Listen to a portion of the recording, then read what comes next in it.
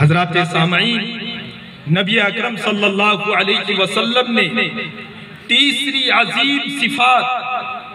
جن کے بارے میں نبی اکرم صلی اللہ علیہ وسلم نے یہ فرمایا کہ اگر یہ عظیم صفات تمہارے اندر آ جائے، پھر اگر تم نے دنیا کی چیزوں کو فوت کر دیا تو تمہیں افسوس نہیں ہونی چاہیے، تمہیں اس پر کوئی فکر نہیں ہونی چاہیے۔ وہ تیسری عظیم صفت نبی اکرم صلی اللہ علیہ وسلم نے فرمایا وَحُسْنُ خَلِيقَتِ، خوش اخلاقی۔ تیسری عظیم صفت خوش اخلاقی۔ اگر انسان کے اندر خوش اخلاقی آ جائے، کسی گاؤں کے تمام افراد کے اندر خوش اخلاقی آ جائے، کسی سماج کے تمام افراد کے اندر خوش اخلاقی آ جائے، تو یاد رکھیں اس معاشرے کے اندر، اس سماج کے اندر امن و امان کی فضا لہرانے لگے گی، اس سماج کے اندر خیر و برکت کی ہوائیں چلنے لگے گی، اس سماج کے اندر دینی رجحان بڑھ جائے گا۔ نبی اکرم صلی اللہ علیہ وسلم نے اسی وجہ سے فرمایا کہ تیسری عظیم چیز وہ خوش اخلاقی ہے۔ خوش اخلاقی کیا ہے؟ خوش اخلاقی کو سمجھنے کے لیے ہمیں نبی اکرم صلی اللہ علیہ وسلم کے اخلاق حسنہ کو دیکھنا ہوگا۔ نبی اکرم صلی اللہ علیہ وسلم کے اخلاق حسنہ یہ تھے کہ نبی اکرم صلی اللہ علیہ وسلم غصے کے وقت میں بھی اپنے آپ کو قابو رکھتے تھے۔ نبی اکرم صلی اللہ علیہ وسلم بہت زیادہ غضبناک ہوتے تھے، لیکن پھر بھی وہ اپنے آپ کو کنٹرول میں رکھتے تھے۔ آپ کو یاد ہوگا کہ نبی اکرم صلی اللہ علیہ وسلم کی صاحبزادی حضرت زینب رضی اللہ تعالی عنہا کے قاتل جب نبی اکرم صلی اللہ علیہ وسلم کی خدمت میں ایمان قبول کر کے حاضر ہوئے تو نبی اکرم صلی اللہ علیہ وسلم ان سے بہت ہی زیادہ غضبناک تھے۔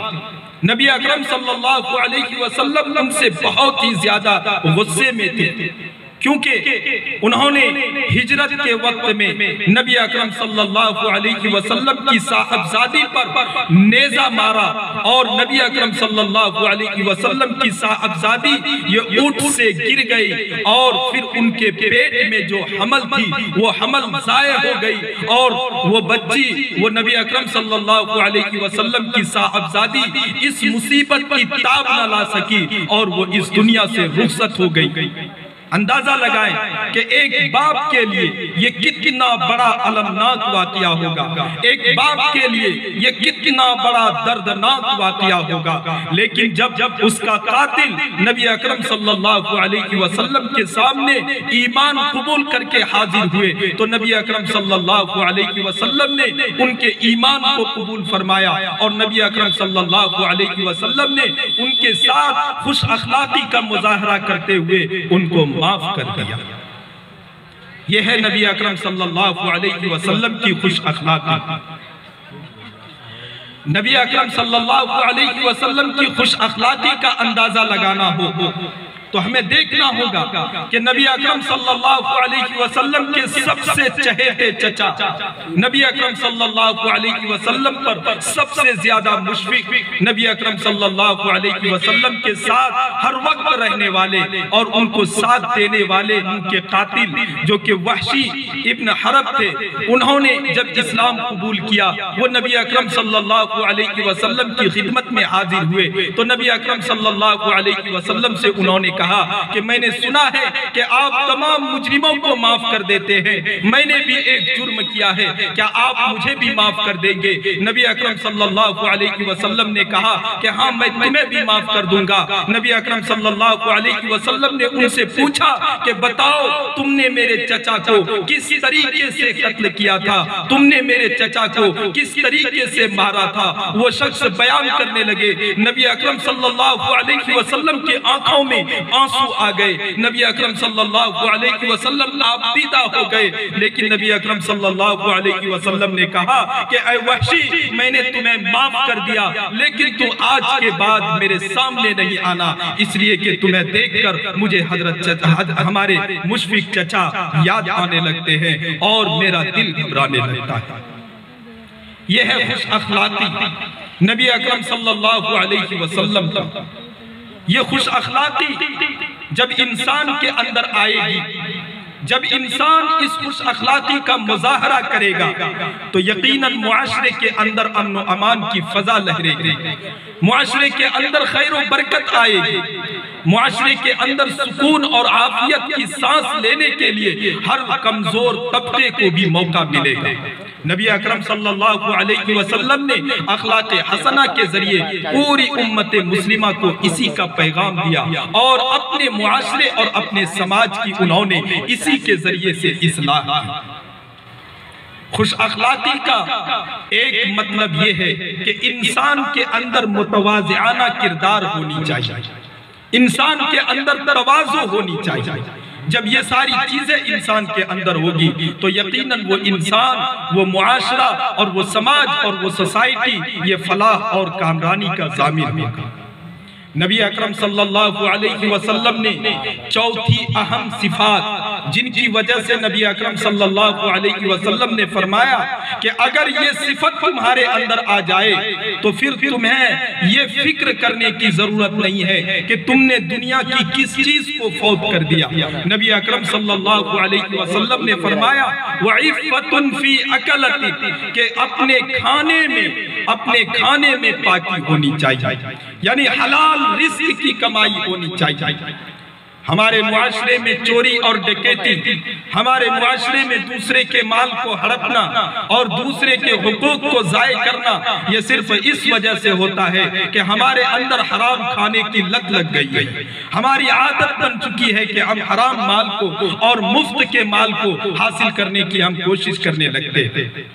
اس لیے نبی اکرم صلی اللہ علیہ وسلم نے معاشرے کی اصلاح کے تعلق سے نبی اکرم صلی اللہ علیہ وسلم نے فرمایا کہ لقمے کے اندر، کھانے کی چیزوں کے اندر پاکی ہونی چاہیے، اس کے اندر پاک دامنی ہونی چاہیے، یعنی ایسی چیزوں سے بچنی چاہیے جس کے حلال ہونے میں بھی ذرہ برابر شبہ ہو۔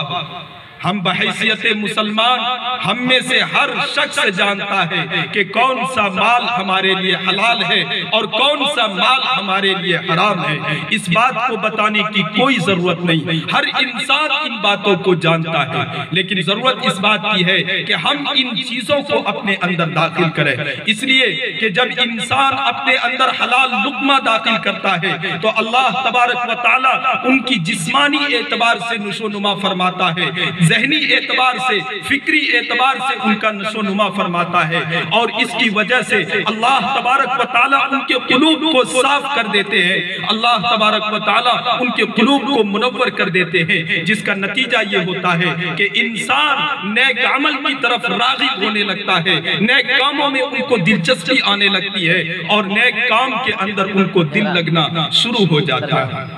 اس لیے ہمیں یہ ضرورت ہے کہ ہم اپنے کھانے کے اندر حلال چیز کو داخل کریں۔